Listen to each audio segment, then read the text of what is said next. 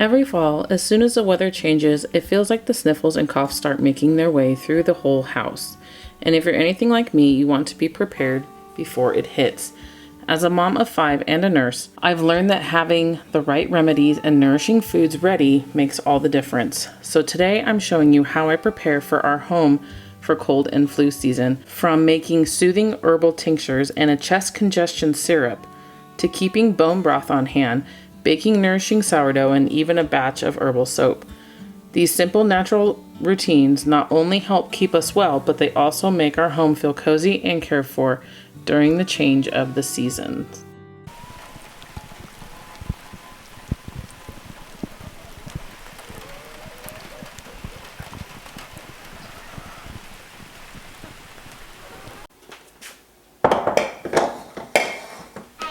One of the biggest things about the cold and flu season is how much sugar we readily ingest between October and December. With all of the holidays and get-togethers, it can be a little overwhelming with our immune system, especially in our gut, where 70-80% of our immune system lives, and sugar disrupts that. It helps the bad bacteria and yeast and everything just grow. So when you're ingesting tons of sugar, it can inhibit your immune system and leaving yourself open for opportunistic infections like the cold and the flu. I know that's not what you want to hear going into the holiday seasons. So what I am trying to do is limit the amount of sugar that I am personally using for my children and my family as a whole. With this baked oatmeal that I am making, you'll see that I'm really not going to use that much sugar. I figure that they're going to be having maple syrup with it, and the applesauce that I'm using is already sweet. So I use maybe a 1/4 cup, if not a little bit more, of natural cane sugar in this recipe. And that's plenty. Even that you could probably omit, but with this recipe, and I've shared it before, it's essentially 2 cups of oats and 1 cup of milk and 1 cup roughly of applesauce. You can kind of tweak those to your liking, but you'll also notice that I am adding extra oats to this to make it the consistency that I want. I'm also adding in about a teaspoon of salt, some vanilla here and there, about a teaspoon of cinnamon. You can play around with the flavors. If you're going to be using something else, you can put apples in this to bake up. My children just don't like it. I've done it many times. And I've even used the canned apples that I have in this, and they do like that. But I do like to add butter as an extra fat for my children on top. You don't have to do that if you're doing a dairy-free option, which is totally fine. You can omit the milk and use water. I've also put sourdough in this before, and I've used kefir in this before. So it is very versatile. I do have a link to this on my blog. I will put it in the video description below if you're curious. I also have another video on it where I added blueberries. So this just bakes in a 350 oven for about 30 to 40 minutes. Mine usually takes about 35. My oven, as I've mentioned before, just doesn't work well.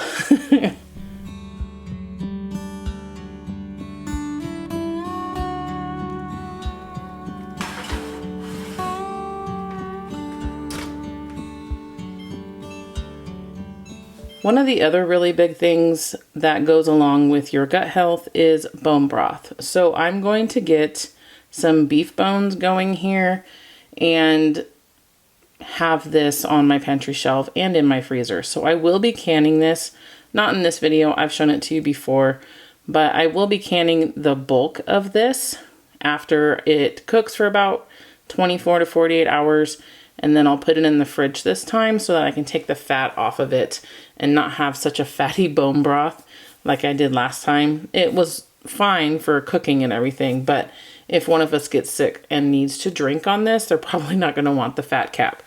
And I'm just going to roast this first with some apple cider vinegar to help A, defrost it, and B, it does help bring out more of the minerals in the bones.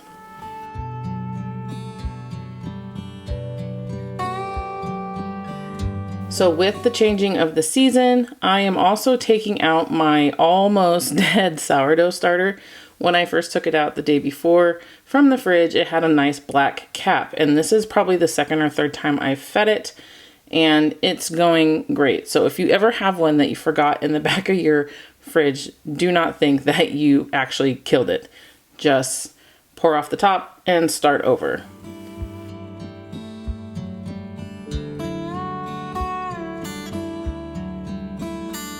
So one of my favorite remedies to combat getting sick is fire cider. There's a couple different ways you can do it. The one I'm using right now and from a previous video here is the elderberry fire cider. And it does take 4 to 6 weeks to make. So if you haven't started it, I will put the recipes and the videos below in the description box for you, so you can get going on it because it is so good. But usually only adults will take it. The next best thing is going to be an elderberry tincture. Again, that's going to take 4 to 6 weeks. You're going to want to use a good alcohol for it and extract those properties. And this is something that you can use with very minimal ingredients. You can add it to your coffee or your teas, or you can take it straight if you don't have all the ingredients to make a syrup that I will be showing you shortly. It's a good thing to just have on hand again, and not necessarily something that the kiddos will really use, but it is something that I add to my daily routine if I notice I'm starting to feel a little under the weather, or if I was exposed. But the best remedy is going to be the elderberry syrup. That is by far the tastiest and children approved that there is. This is a previous video where I showed you how to make it, and I'll link it below. And I also have a free ebook for herbal recipes. A recipe similar to this one is in it. I have tweaked it since I wrote that, but it will work just the same. If you're not up for buying all the ingredients and making it necessarily all from scratch, I do have the quick kits available in my shop, and I will link that below as well. But as you can see, it's really simple and does not take any time at all. So this is the oatmeal coming out, and just add some milk with it to help cool it off because the kids don't like to wait very long for it. And you are good to go for the morning. This is packed full of good protein and vitamins for them, and is very satiating with the added fats and very minimal sugar. And this is a great option for morning breakfast. If you're anyone like me that struggles, I highly recommend. So I'm going to show you how to make my chest congestion syrup. I do have this available in a quick kit available online. I do not have the recipe available because it is something that I use, but it is essentially licorice root, echinacea, elecampane, I can never say it, cinnamon, and ginger. And for this, I'm going to use fresh ginger because I have a whole bunch lying around. But it is really simple. It's just like making the elderberry syrup. But what this syrup does is it helps dry up that excess mucus that you're going to be getting from allergies, cold, flu, any of those viral infections. This helps that, especially that postnasal drip. So if your child is just coughing all night long and you don't understand why, or if they're coughing during the day and you're like, what's that from? Or if you're feeling that tickle in your throat or anything along those lines, or if it's already been postnasal and gotten into your lungs, or if you've been really sick and it's gotten into your lungs, this dries it up so well and helps prevent pneumonia. So if you're someone who is prone to that, I highly recommend this. I've been using and making this for years. I have lots of customers that are local that just absolutely want it from me. And it is caution in pregnancy because of the licorice root, but I have used it for the last pregnancy that I had a couple years ago, especially when I was really sick towards the end and I needed help breathing, and it worked. I would not have survived without it, I'm sure. So just use it sparingly if you're pregnant is my suggestion, but definitely check with your practitioner on that. Generally, licorice root is safe in recipes, not on its own. but definitely keep that in mind. And the honey, use what you have. It will help preserve it the more that you put in it. You'll notice I'm not going to actually put too much in it. Usually it's a 1-to-1 ratio. My kids and I don't like that sweet of a taste, so I usually do about 2 of the syrup to 1 of the honey.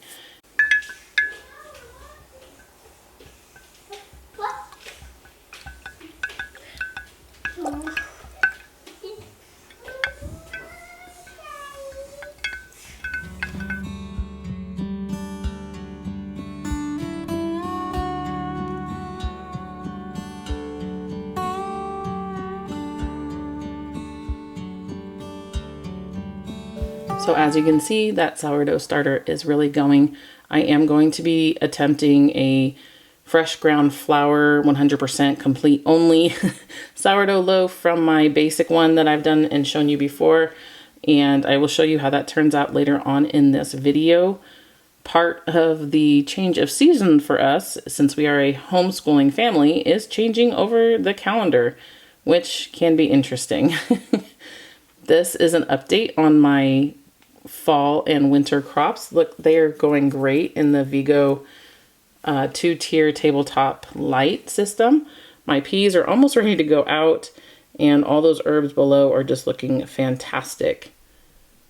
I am going to be making some tea. This is the all-around nourishing tea that I make. As you can see, it has a lot of different ingredients in it for different reasons. My kids love it. This gentle detox tea is something that I just keep adding ingredients to as I see the need for it. And I will show you here in a little bit that I do end up adding yet another ingredient because, I mean, it's just that time of year where you want to make sure that your body is as supported as possible. And tea is a great way for children to take medicinal herbs, especially if you're adding honey or maple syrup or cream or anything like that to it. It is a great way to sneak in those extra vitamins, minerals.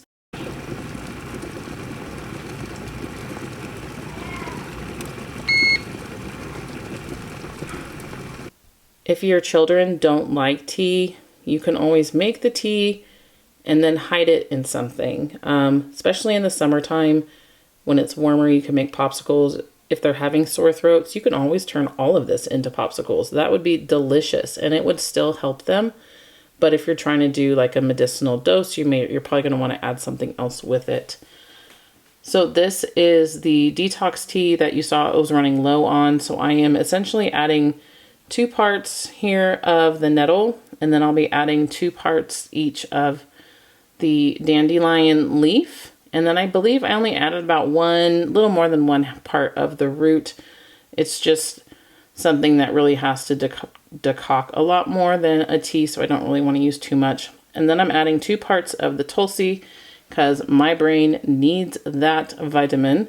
And then I'm adding in cleavers this time. Because of the time of year it is, I want to make sure that my lymphatic system is moving properly. And then, of course, the green tea. Green tea is a great antioxidant. I added 2 parts of that. And I'm adding about 1 part of the licorice root. It is all so tasty. And because of a little bit of caffeine, I generally make this for myself and my husband probably around noon or 1. Usually when your adrenal glands start to kind of go, ugh, is when I will make this for us. And it seems to really help. Usually just add a little bit of honey and we are good to go. Some other things that I will add is ashwagandha root powder, as it is an adaptogenic herb and it helps with our stress levels to help get our body back into homeostasis. And then I added some extra matcha on this day because let's face it, it gets tiring with the kiddos.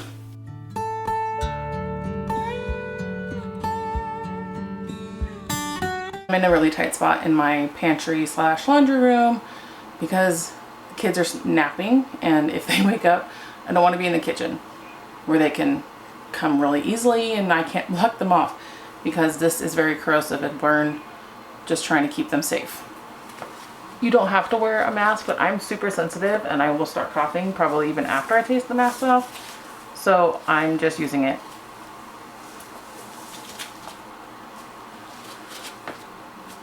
There we go. It's like I'm back at work, except this is for construction. This is my husband's favorite soap. I used to sell this as the Soothing Nettle soap. It is essentially a lot of herbal products. I swapped out the distilled water for the lavender hydrosol this time because I didn't have any distilled water on hand, and the hydrosol is distilled because of the process that I did, and it works just as well. I will have the recipe for this in the description box below. I'm putting it on the blog if you're curious, but essentially it's castor oil, coconut oil, shea butter, herbal infused nettle oil. I meant to also use calendula infused oil, but with the kids napping, I just kind of forgot about it. So it was straight nettle oil. This is going to be extra soothing this time around. I just put it in my double boiler and let it melt down.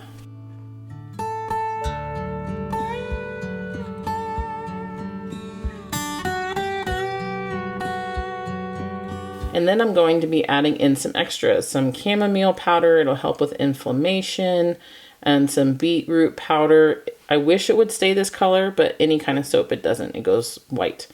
And then the beetroot powder helps with skin nourishment as well. Of course, the activated charcoal, that's going to help pull out any toxins on your skin, along with this kaolin clay here. It all just works and wraps together so beautifully in this soap. Always make sure your lye solution is off to the side so you do not accidentally knock it over. Ask me how I know. Once everything is melted and combined, you're going to want to make sure that the temperature gets down. At this point is when I'm adding all of the ingredients, the extra powders in, depending on whatever you're using, and mixing it through.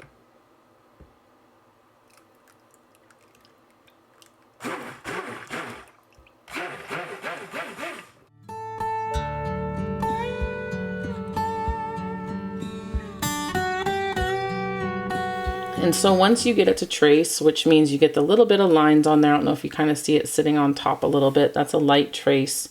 You're going to want to pour it into your mold, and I'm just doing a small 40-ounce batch. It is super simple, as you can see. Just pour it in there, going back and forth, and scrape out the rest. And then you're free to make any kind of designs you want on top of the soap. I just did it very delicately because I wanted to be able to put a towel over it to help prevent soda ash, because I'm not spraying it with isopropyl alcohol. I don't like to add extra things if I don't have to.